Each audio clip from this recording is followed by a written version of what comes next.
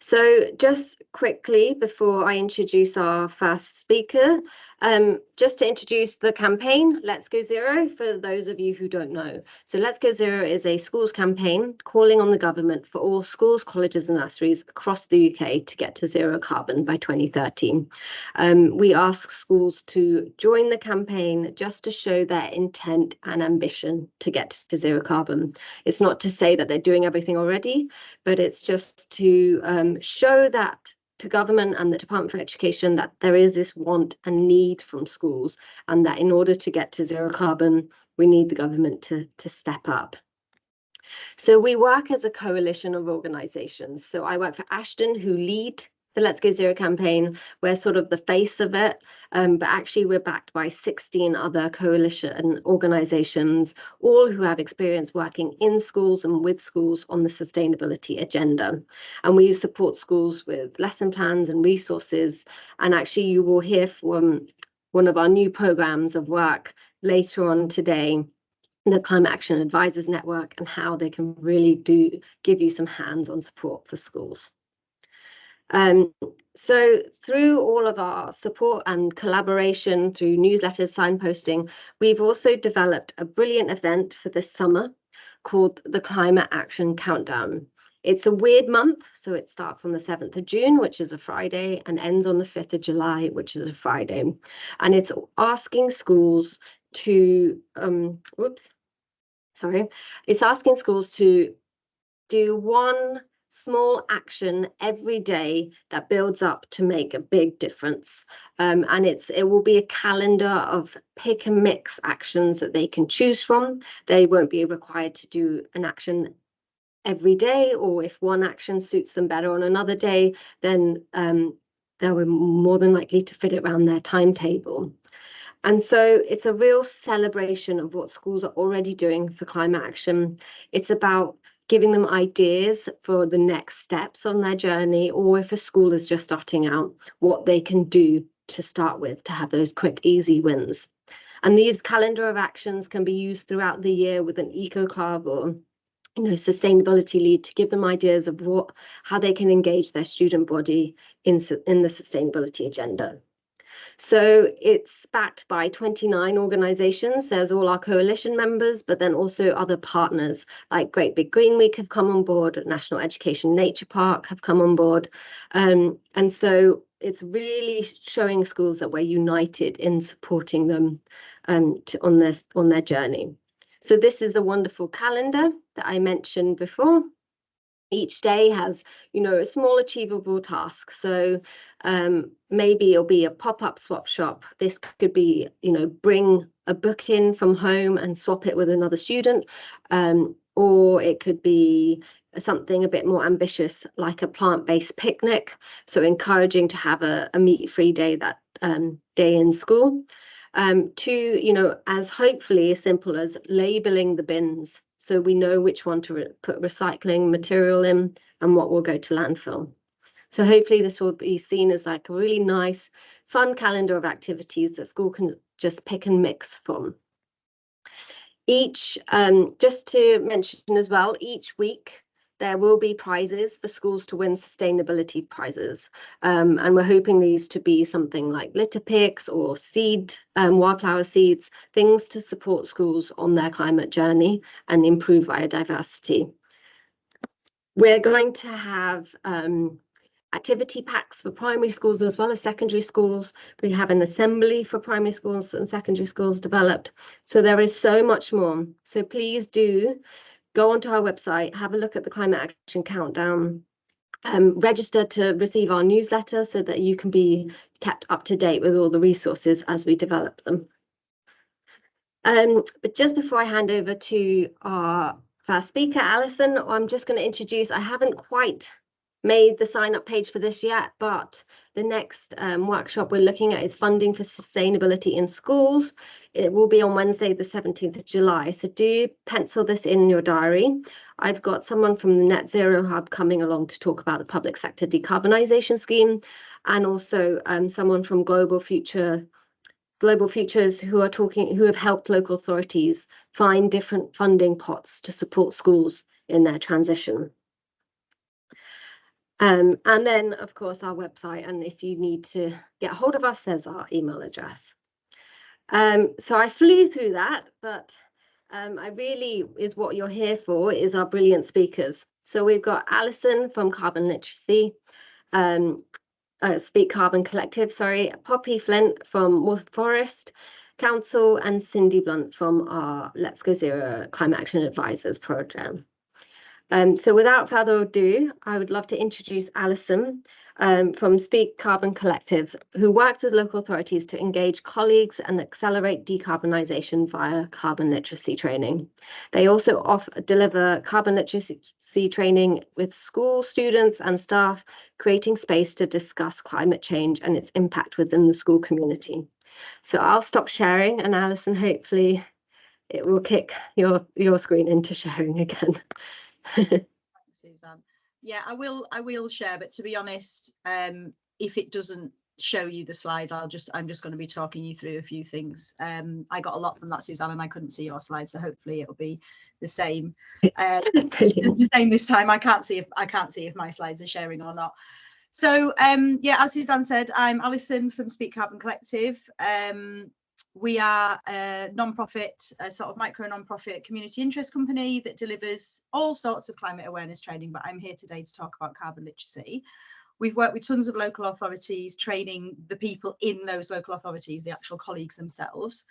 And what I'd really like to do today is sort of talk about a few of our ideas that we've got for supporting schools and local authorities to get carbon literacy into the classroom. And really, possibly a little tiny bit cheekily, kind of ask everybody what they think. So in the Q&A, what I'd really love to hear, obviously questions are fine, but I would also really love to hear what you think of the ideas that we've got, and whether you think, you know, this is never going to work, or, oh, actually, that could be quite good, or whatever. And especially based on what Suzanne's just been saying about funding. I am sharing slides, but I think we're probably just going to have to crack on. I'm just going to talk through it. You won't be missing much. I think with the technical difficulties we've got, we could spend the rest of the session trying to find out why my slides aren't sharing. I couldn't see Suzanne's either, so thanks, Al. But yeah, so I would really love to talk you through some ideas we've got, some of the barriers that we've kind of identified, and sort of see what you guys think of it, really. So to begin with, as Suzanne said, I'm from Speak Carbon Collective, but our main offer, and the offer that we've worked with lots of local authorities on, is carbon literacy. So the idea of carbon literacy is that it's a day's worth of learning that can be delivered in lots of different ways. It's a day's worth of learning around the climate that gives people the ability and motivation to cut their carbon footprints, whether that's as an individual in their lives, in their schools, in their organisation, in their community, whatever the context is in which they're doing that training. When people do the course, they spend their full day, whatever that looks like. They submit pledges at the end of the course, so they sort of say, I pledge to do one pledge on my own and one pledge as part of a team to cut carbon. If those pledges meet the criteria of the carbon literacy project, they get a certificate. And what we also do is then help people in those organisations actually put those pledges into practice. So the reason that we feel really strongly that carbon literacy is a great fit for schools is that, well, two things really. Partly that young people are going to be more affected by climate change than anyone else, because they're going to be alive for a lot longer than people who, you know, us, we're middle-aged or whatever. I'm not sure what ages we've got on the call, but the younger you are, the more affected you're going to be by climate change, essentially. There's a huge well-being piece there, obviously, which is something that we focus on a lot in our courses, and making sure that students have ways to prioritise their well-being in this very, very difficult space that we're dealing with. But the superpower that I think students have is the influence that they have within their schools, in their friendship groups, in their communities, in their families. For me, this isn't about going into schools and saying, your carbon footprints are the issue, you're causing this problem, you need to reduce your activities. For me, it's the influence that they can have and that positive behaviour change that they can help spread throughout those networks that they have. So at the moment, there is carbon literacy being delivered in schools to students, but it's not on a huge scale. I think Poppy's going to be able to tell us a little bit probably more about that in a moment, but most of the carbon literacy that is being delivered in schools is either to staff or it's at higher up in sixth form and stuff like that. So there isn't a huge amount of delivery happening in schools, and that's something that we want to change. We've delivered carbon literacy using the Manchester Met materials. So those materials were developed specifically for like higher and further education. So really, they're only getting into schools at that very top level in sixth form. So if a school's got a sixth form, then they'll get in. That's how we've delivered those materials so far. We've delivered them to universities, obviously, and colleges, and then we've done some training in schools, but only in the sixth form. As soon as you look further down, we're looking around for materials and wondering what's suitable, because we need to have a bit of a different approach for younger students. So that's what we're doing at the moment, is we're developing a course for 12 to 18-year-olds. So, you know, if the school's got a sixth form, that's going to be appropriate for them too, but really it's for year 7 upwards. I know also that the Carbon Literacy Project are looking at how to get carbon literacy into primary schools, but they're thinking that the actual standards that we write the courses to may need to change to do that, because we need a much bigger focus on well-being, maybe a lighter touch on the impacts, thinking about what little children can really kind of cope with in that way, and also obviously the technicalities of the science and stuff. So at the moment, we're looking at bridging that gap of high schools, that kind of 12 to 16, 12 to 18 group. And that's at the moment there certainly isn't a sector toolkit in the same way there is for universities. There are individual organisations developing stuff as we are, but we're looking at a way that we can get this into schools. And obviously, one of the best routes into schools is through the local authorities that support those schools. So that's obviously one of the reasons why I'm here today, to kind of try and start figuring out that picture and what we can do with that. So obviously, one of the huge barriers that schools have with getting anything new into the classroom is time. So if the people that we've worked with in sixth forms, they have maybe an hour on a Wednesday afternoon that they can choose what to do, like an enrichment session, something like that. But lower down the school, that's not going to be the case. So what we're trying to do is build a really flexible course that can be delivered in lots of different ways. We do have some schools that are able to take their children off timetable for a chunk, whether it's a full day or half a day or whatever. That's great. But by and large, we're looking at 45 to an hour long sessions, so lessons. And we think that PSHE is a really good place for carbon literacy, because it's, you know, that you do have different modules of learning. But that's another reason why I'm here today, to say to you, is that true? Is that something that is actually going to work? How would you feel? You know, what other lessons could we fit this into? That sort of thing. So the course we're developing at the moment is, like I say, hour-long or 45-minute modules, very heavily themed, really heavily activity based, very gamified, able to be delivered online. You know, we can come in and we can deliver this on a big screen, everyone working in teams. We can have, you know, like team names and all that kind of stuff. And it can fit into whichever lesson the school deems appropriate. But to my mind, something like PSHE might be a good fit, because it's got that flexibility.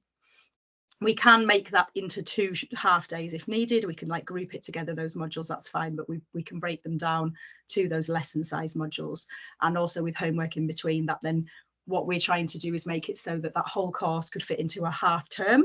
So you've got that consistency of one half term. This is your PSHE module or whatever. It's carbon literacy for this half term. You've got your homework in between, and those 5 to 6 weeks plus the homework make up that day's worth of learning, because that can be a bit flexible that day. For grown-ups, that might be 8 or 9 hours.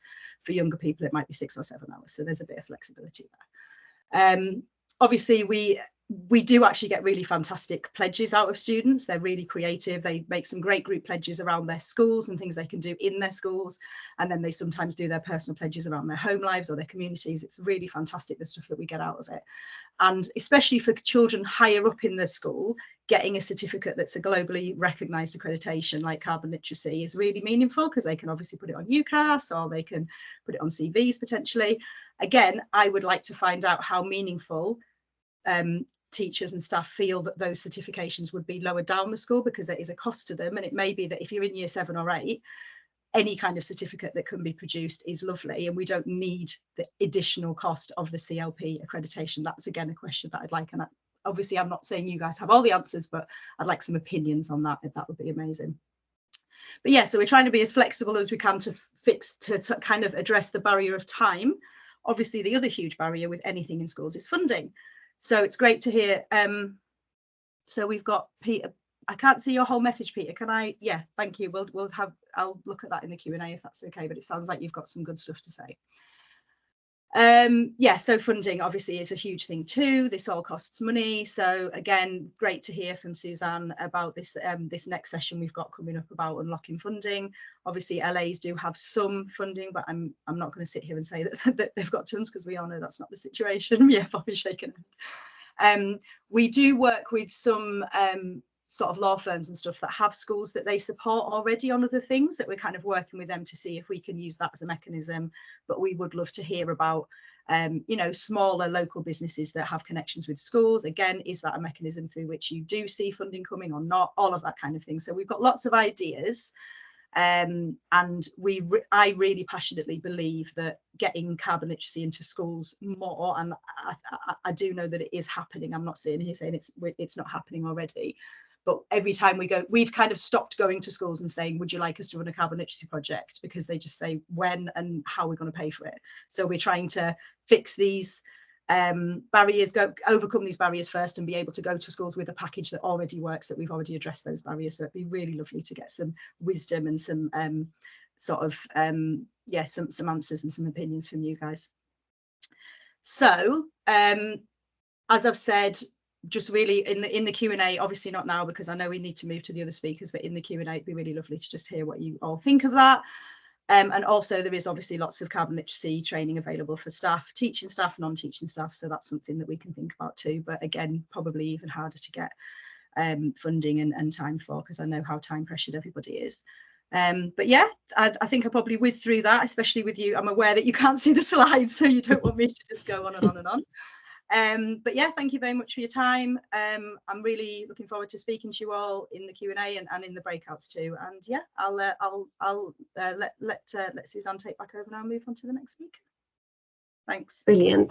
Thanks so much, Alison. And it's really great to hear that you are considering that time funding barrier and having a sort of package deal ready made for schools. That's really great. Thank you so much for presenting and telling us about that. So I'd like to introduce our next speaker, Poppy Flint, who I will just spotlight for everyone now. So Poppy is from Waltham Forest Council. She works at the Hive, which is London Borough of Waltham Forest Environmental and Climate Learning Centre. It has a 50-year history of hosting day visits and residential trips for schools, and much more recently has become a silver accredited carbon literacy organisation. The Hive's Climate Action Outreach Coordinator, Poppy, will present on the schools and colleges climate charter linked to an online toolkit plus their full-day climate confidence CPD. So Poppy, the floor is yours. Great, thanks for that intro. Let's see if I can get my screen sharing. Oh, now I can see my slides, but I've lost you all. Can you see my slides? We can see your first slide, yes. Oh, great. Sorry, Alison. Yes, so I'll crack straight on. What I can't do, because I've lost. I've managed to see you. I can see my slide big. I can't see any arrows. There we go. So yeah, thanks Suzanne for the intro. For a bit of context, a little map, hopefully you can see, so you can see where the Hive is in relationship to London. We're just within the M25, but very accessible on the overground up to Chingford. And actually, if students are staying on a residential, we do a sort of 40-minute walk through Epping Forest to get to the centre. So yeah, it's a really sort of magical spot to be in, surrounded by the forest whilst also being in reach of the city. Again, as Susan said, we offer day trips and residentials, working from early years up to post-16, and forest schools and increasingly wellbeing activities and different training opportunities for families, well, sort of wellbeing and events for families and training for different age groups. And increasingly with the renovation that we had with these sort of camping pods that you can see in the picture, which are actually heated by a ground source heat pump. And next to that, there's a new building which is built to sort of high environmental, like low impact standards with solar thermal and lots of different features. So we're making a much bigger thing of being a kind of climate learning centre. The sort of work I've been doing in this role for now like 2.5 years, we do an annual big climate conversation, but particularly I've been trying to work with schools on a kind of longer term vision and climate action plans, and working out different ways basically to get my foot in the door. So the big climate conversation is useful for that, on a different theme. And then we have a climate leaders program, which be really interesting to chat. I'm happy to chat to you another time, Alison, about it and how we've gone about this, because I do it in person with, this year we're doing 3 cohorts of secondary schools, kind of mainly aimed for year 9s and 10s, but I do have some year 7s. So it really depends on the eco group, sort of climate ambassador group of the school. I would love to be doing it with a whole class, whole year groups, but it does tend to be that we can only really get schools on board when it's working with the specific group of students that already signed up to be like their eco team. And we have an eco leads network across the borough, which sort of seems to be ebbing and flowing, and admittedly in a bit of an ebb at the moment. It does seem that when there's different, like when we had like the COP events and a lot more stuff in the news, there's maybe a little bit more interest. Summer term interest seems to be a bit lower, sadly. But we put on different events every half term, either in person or online, and host schools. Schools will host the events for us to sort of try and get neighbouring schools interested. And then what I'll talk a bit more about, particularly also, is the climate charter. That's been another piece of work that's been running. But first, the Climate Confidence CPD, and this is actually an accredited carbon literacy for educators course. So it's accredited through Carbon Literacy Trust. So we found that we run other carbon literacies like for businesses and local authorities, and we find the framework really useful, and there is quite a lot of flexibility to adapt it. As with the climate leaders course in secondary schools, like I run that same day of learning, but over 3 or 4 sessions, and they make their pledges at the end. And yeah, as Alison said, the students write brilliant pledges, much better pledges out the students, because they're used to sort of doing that kind of work, I guess, and having to do a test. But their pledges will be about the project that they've been running over the term and a half. So for the educators course, the first year we ran it, we managed to get funding for subsidy for cover teachers. We don't have that funding this year, unfortunately, but we're keeping it at the cost of the certificate, literally. So £10 for local teachers, £50 for out of the borough. And I'm always trying to run it in person. We could potentially do it online, but I don't really want to be quite honest. I think the value of getting people together, getting teachers out of the classroom to have that day together to discuss, is so valuable. And we, being the Hive with our expertise in outdoor environment education, we bring that in quite strongly as well, because I think there is a lot of confidence building to do with teachers for using the outdoor, so whatever outdoor they've got, as a learning space. So yeah, we've been running those about once every half term. And then another key thing I've been doing, which I think has been probably one of the most productive avenues, I would say, in terms of getting schools thinking about longer term action planning, is working with our governor services and sort of developing a sustainability linked governor role. And I also run a governor training. One we're doing this term now. I think I've run 3 or 4 trainings. I've had quite a few. The governors that seem keen have kind of probably been on the training. We're going to start trying to get them back into the room together to have more of a networking, sharing how things are going. I know a lot of schools have signed up to our climate charter or have a sustainability linked governor. There's a lot of good intentions and there's little bits going on, but most of them are struggling to actually get a sort of a vision statement and an action plan. Or maybe they've got their vision statement, they've got the ideas, but actually getting a cohesive action plan that they can then look at what funding is needed does seem to be really quite a hurdle, and time being the main barrier, both for sort of senior leaders and the governors involved, because governors have a huge amount of other responsibilities as well. The pie chart sort of diagram on the screen, this is the part of the National Governance Association's kind of framework that they've worked on with the National Association for Environmental Education, and they have a greener governance pledge. So this is sort of the framework we are using when we're talking to governors. It's sort of useful to have that to point towards. I think I've already mentioned the Eco Leads Network, and I was sort of doing an open intro, but yeah, the ways I try and engage that predominantly is through, well, the council fund the schools' green flag applications. I don't actually do a lot of work supporting the schools that are doing eco schools. I just sort of keep reminding them that it's ongoing. And so we fund the £200 application.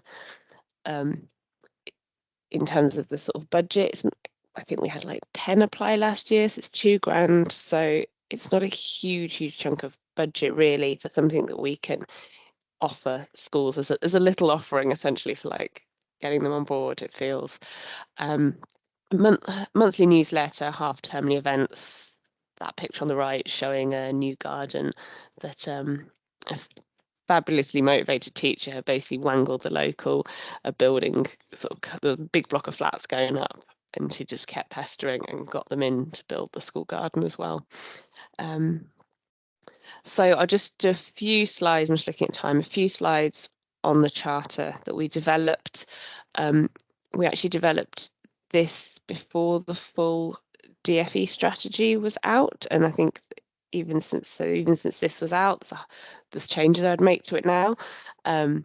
But we've tried to create as a framework that schools can work through. They probably won't get through these steps over a term, but it at least gives them something to look at and refer to. And big emphasis on the different roles that are needed. So having somebody at senior leadership, having someone in the teaching staff, having someone in governance, all involved, and really trying to emphasize the need for a formal eco lead role. And ideally somebody that is looking at all the extracurricular, like the traditional eco lead, doing an eco club, but also somebody to look at curriculum. And that's what we really try and encourage.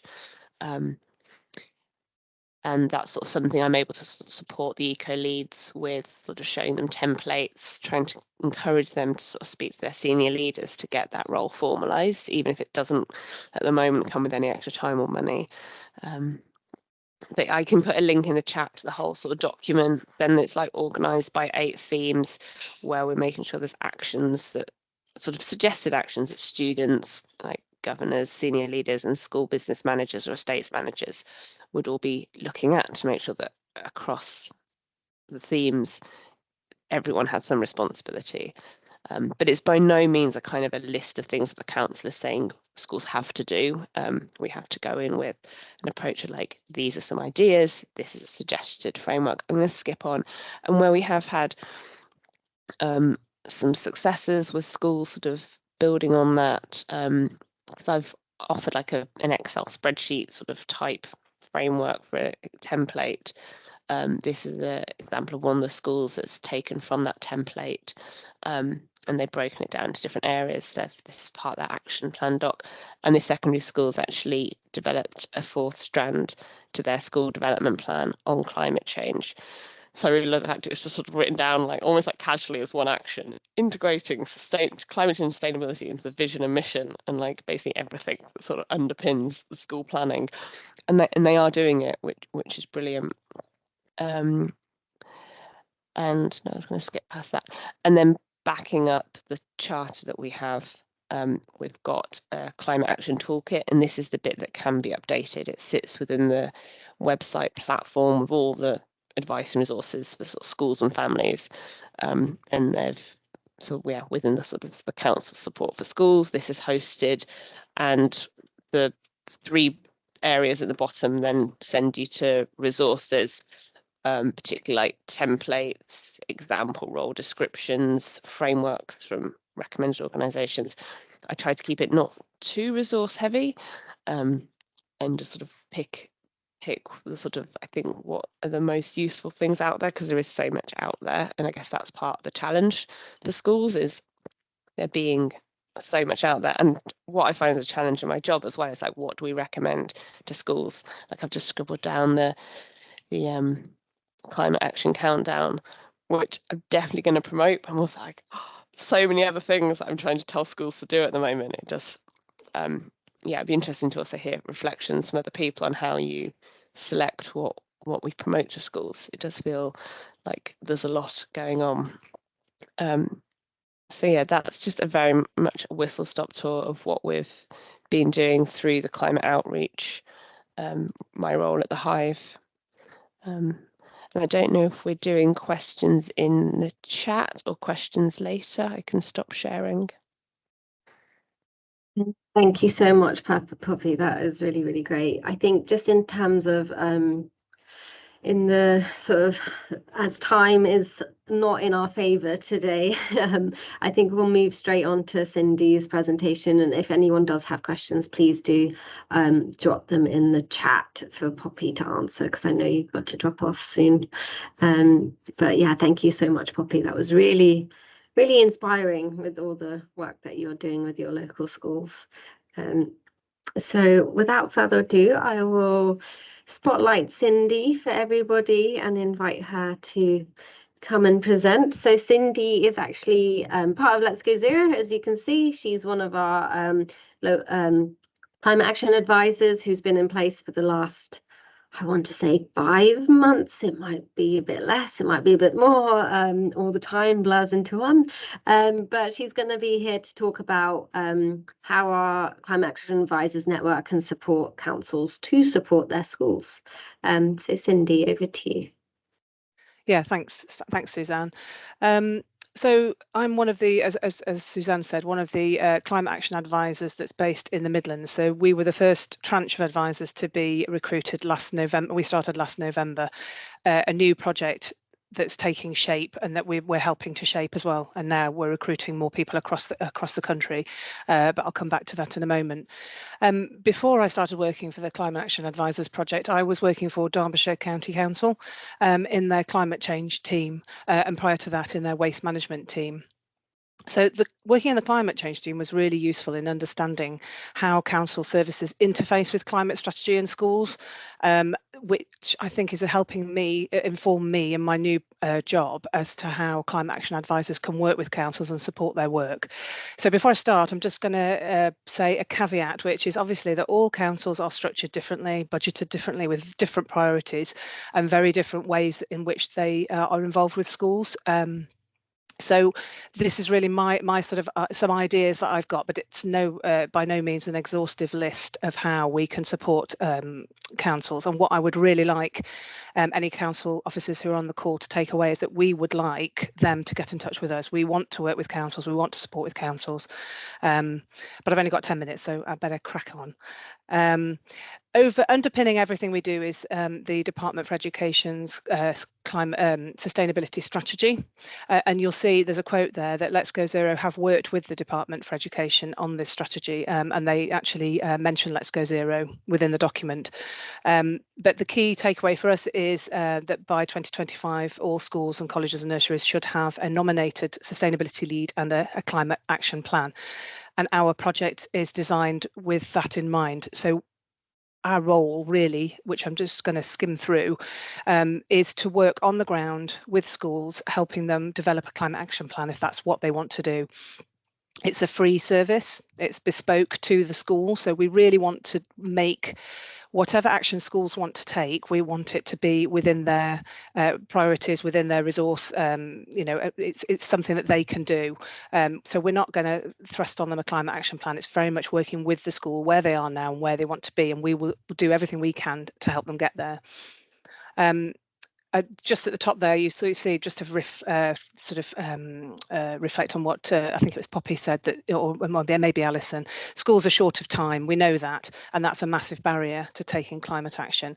But we also know that they have multiple conflicting priorities. So, we want to help take some of that work and legwork away. That's what we're here to do.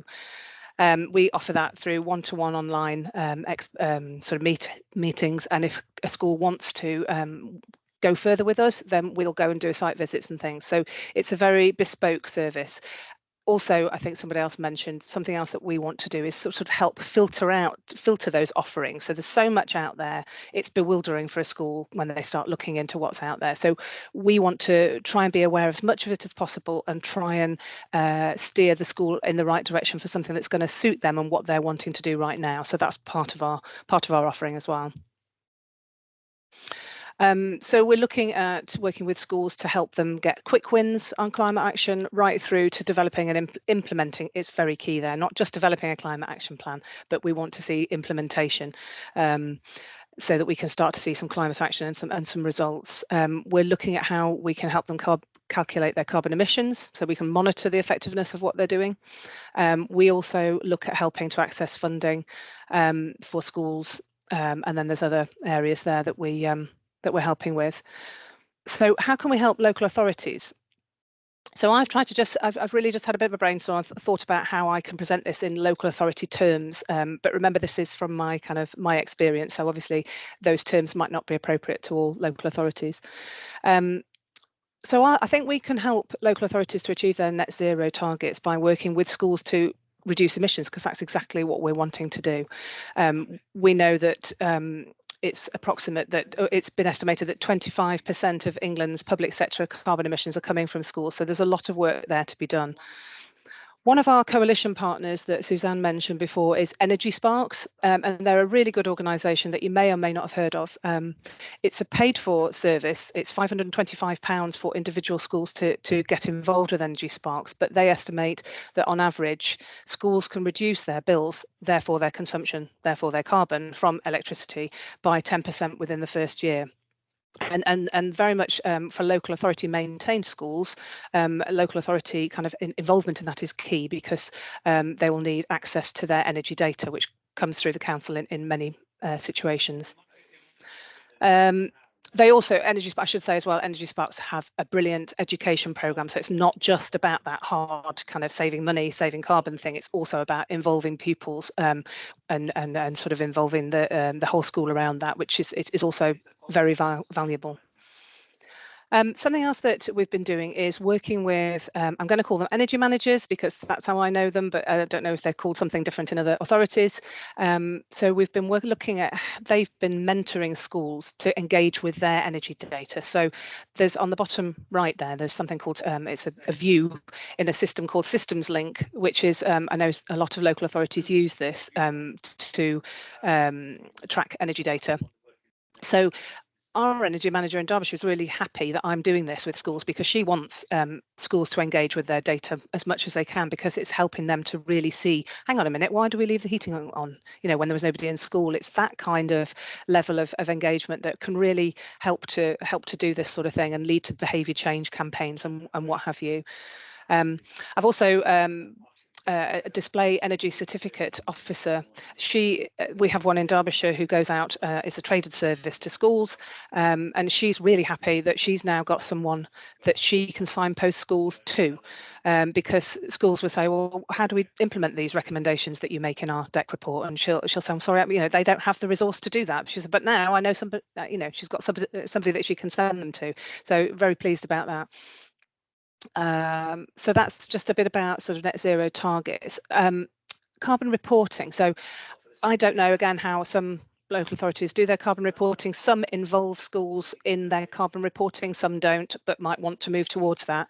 We are wanting to have all our schools that we're working with in the more in-depth to do a baseline Count Your Carbon report. So Count Your Carbon has been developed by Keep Britain Tidy and Eco Schools. It's a free offering to schools, and it's designed specifically for schools. And it looks at all aspects of school activity and comes out with a carbon figure at the end. So we're wanting schools that we're working with now, before we develop that climate action plan, to do a baseline, and then we can look at that again in a year and see what difference those climate actions have made. I've also just put there that, and I know Suzanne just had a slide on this earlier, but we have other areas of focus: waste, travel, catering, water, procurement, adaptation and green skills. So we're going over a broad range of areas, if you like, with schools, but I've just picked out a couple. Another way that I think, can help local authorities is by helping schools to improve their estate and upgrading buildings. So we will help with access to funding. So everything from small grants from charitable organisations or corporate organisations, right up to, we will help if we don't have the expertise on local low carbon skills fund and public PSDS, because I can't get it out, I've got my words out. The PSDS, I'm sure you all know what that is. If we will know people who do. So again, we want to act as that conduit, if you like. We're not experts on it, we know about it, we're genning ourselves up as much as we can, but we also really want to know how to help schools and who to signpost them to for that more expert and in-depth advice. And advice on retrofit, and we're doing quite a bit on solar PV as well for schools. So that's something else.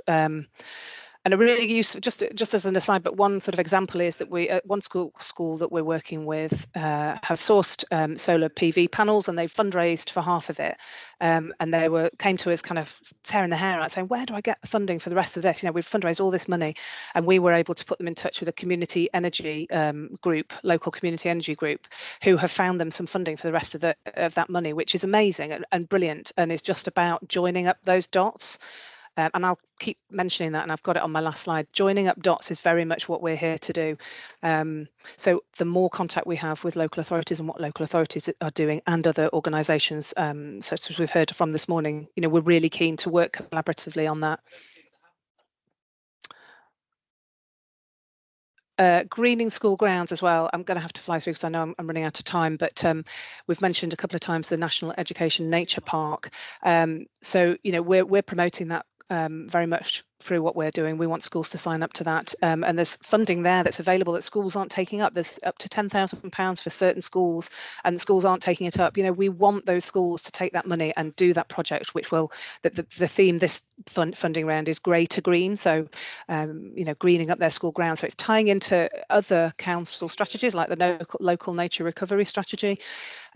We're linking up, I'm starting to link up with council officers who are working on a community forest in our area. So community forests don't cover the country, but there are pockets of it all around the country. We want to connect schools. Schools have got grounds, schools want trees, or they've got space for trees. We should be joining these dots up.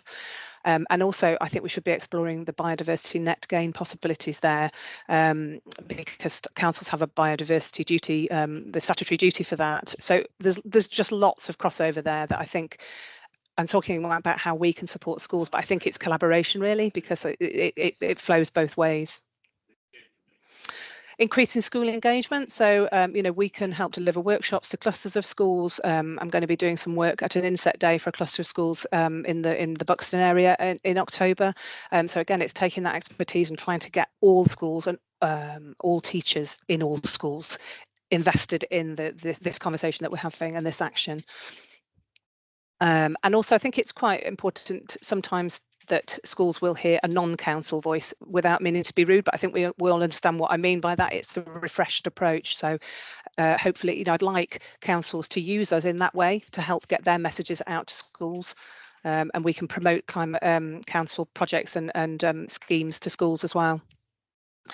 I've just put public health in there. So when I was at Derbyshire, we worked in the climate change team. We work quite closely with public health colleagues who do see climate change as being one of the biggest threats to public health, and they're very keen to work and collaborate on climate change action. And I've just listed their nature connection. It has so many different wonderful kind of connotations, doesn't it? It helps with climate anxiety, it helps with well-being, but it also helps the more nature connected people are, the more they're likely to look after the environment and take action on climate. So it's got all those sort of co-benefits. Working with the sustainable travel team, looking at active travel for schools, again, that has public health crossovers. So lots of possibilities, I think, and I think it's quite exciting because I think we can be really, really creative in our thinking, and I think now's the time to really start joining up those dots, as I keep saying, banging on about. So that's just a quick summary, really, of what I've run through. So how are we doing this with local authorities that we're working with at the moment? Having regular meetings with some authorities, we've set up a shared tracker, so a spreadsheet which they've got access to, and so we can update that, and if they need something for their reports or whatever, they can just dip into that rather than having to have a meeting with us. So we can keep them live updated with the activities that we're doing with schools and the kind of actions that we're doing. We can attend council events, of course, liaise with different departments. There's a lot talked about in terms of councils working in silos, and certainly in Derbyshire, fascinating actually. We're trying to get across the council and see what's going on. People are doing climate action all over the place, but it's not joined up necessarily. They don't realise what's going on. So we can help to perhaps break down some of those silos as well. And we can add you to newsletters and keep you informed of local events that we hear about as well that you might not pick up on. So yeah, joining the dots. Just to say as well that this is slightly out of date, I think, but we were the first tranche of climate action advisors. There's 6 of us in the East and West Midlands.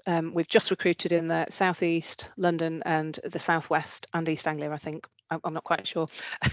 But by the end of the year, there will be 30 of us around the country, and that is just England. So although Let's Go Zero covers the UK, the Climate Action Advisors projects only covers England. But all of those 30 people will be on the ground helping schools. We can share best practice, we can share innovation. So there's the impact, I think, of our projects is going to grow and grow as we really get going. So please, please connect with your climate action advisor in your area. And if you haven't got one in your area yet, please register that you are interested in working with us, and that's the email there. If you could get in touch or take that down and get in touch with us and let us know that you'd like to work with us, someone will be back in touch with you very soon. Thanks very much. Amazing, brilliant. Thanks so much, Cindi, and thanks to all of our presenters today. I think just in the interest of time, I think what we'll do is head into breakout rooms. So Alison and Cindi will be in our breakout rooms. Unfortunately, Poppy needs to drop off. She's got another call. And then we'll also have a facilitator in each breakout room, just sort of to take notes and listen so that I can plan future workshops that actually benefit you guys and what you need support in.